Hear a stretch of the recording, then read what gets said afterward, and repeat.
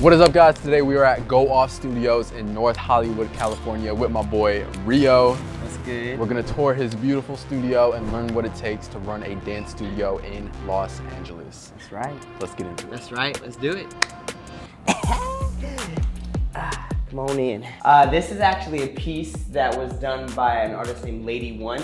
Took her about a month, maybe a month and a half. She just took our vision, faith, family, and fight, and put it in art form. It's crazy. Beautiful. And this in here is the main dance area. This is actually like fresh, brand new flooring with actually like 1/4 inch of corkboard underneath the floor. So why is that important for dance studios? Because it's a lot better for your knees, for your back. That like little bit of padding is helpful. That way they can dance longer, they can dance honestly better because they're not worried about hurting themselves. Yeah, you definitely feel the difference when you step here. It's not like concrete, break your ankles kind of floor. It's like a little bit of a cushion to it, so that's really nice. One of my favorite parts of the whole space is our DJ booth. We got a full DJ booth. That way, anytime we do events, anytime we have DJs come in for our freestyle nights and stuff like that, they just plug and play. This always throws people off because they think the studio ends right here,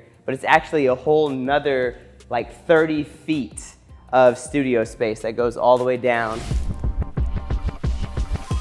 All right, so we're in Los Angeles, which is obviously known as the hotspot of the dance industry.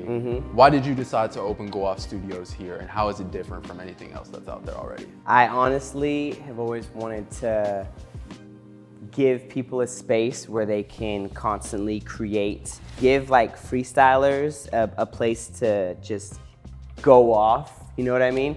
And the main goal of this space, the reason we decided to come up with it, was so that more people can experience the 3 F's that are in Go Off. Which are it stands for faith, family, and fight. Yeah. So everyone that comes here and everyone that we interact with and everyone that is connected to us, our goal is for them to gain faith, to gain a family, and to gain their fight in whatever they're going through. And building out this studio, obviously this place did not look like this when you got it. Nah, Right. Nah, this place we have was some pictures wrecked. of what it looked like.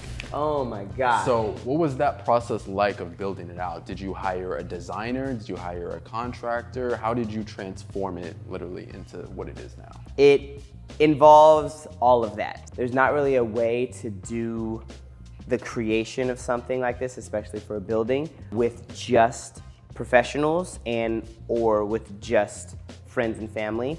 There needs to be both the experience and technical side of it with a professional, but also you need your heart and you need your support system to dig into it as well. So for us, this place was trashed when we first got it. I'm not uncomfortable saying that at all. But with all of that, some of the greatest things that came from it is behind all of the wall paint, behind all of the mirrors, and underneath all of the flooring are prayers, scriptures, messages, just good words from all the family, the friends, contractors, electricians, plumbers, everyone that was a part of building this place out put their actual like heart into creating it. And I think that itself is its own testimony on how it stands here today. And building it out, what were some of the unforeseen challenges or unexpected expenses that came up that obviously you figured out, but what was something that you just did not expect? Paint is super expensive. You don't think about that. You would think, oh, paint, easy. Yeah, it's just paint. But I think what got us was we decided we don't need to hire anyone to do the painting. We'll paint it ourselves. And you see how all of the ceiling is like this like grid of wood? So we didn't realize that added pretty much a whole nother 2 feet by 20 feet of surface that needed to be painted. So it's not just 3,000 square feet. It's probably what, like it's double that probably times like 4. Oh wow! On the roof. Yeah. And so we're like, wow, that's a lot. All right. So after building it out, several months of in here every day, all night, it's done. It's doing its thing. what has been some of the biggest blessings and even unexpected blessings of this space since you've been open? I'd have to say some of the biggest blessings, honestly, has just been seeing the like small moments of someone coming up and saying that this space just feels good. That's not something that I actually thought was going to be as forward as it actually was. I was like, okay, some people are gonna, they're gonna feel the spirit in here and they're just gonna feel good and they're gonna like that they're here. But for people to actually say, the spirit in here feels good, like multiple times, was actually like, wow, amen. All right, we're really doing this thing. Tell me a little bit about the team that you have in place to run this place. I'm sure it's not just a one-man band operation, it takes a team. So tell me about what kind of positions you have in place and how important that is. No, 100%. When we started out with, it was me and my wife as the owners and founders. We had a person that was in charge of classes and getting teachers. And then we had a person that was in charge of social media. We now have someone that specifically focuses on our interns. What do the interns do exactly? The interns are pretty much hands and feet of the space on the ground floor to be able to check people in, to be able to help us run the space throughout the day that it's open. How does that work with the interns? Do they get access to the space? Do they get classes? Or Yeah, what's the deal? all of our positions are volunteer based. So the way we compensate anyone for being a part of the team is we offer what we have here. So we offer them free access to the space. We also offer free classes, free services.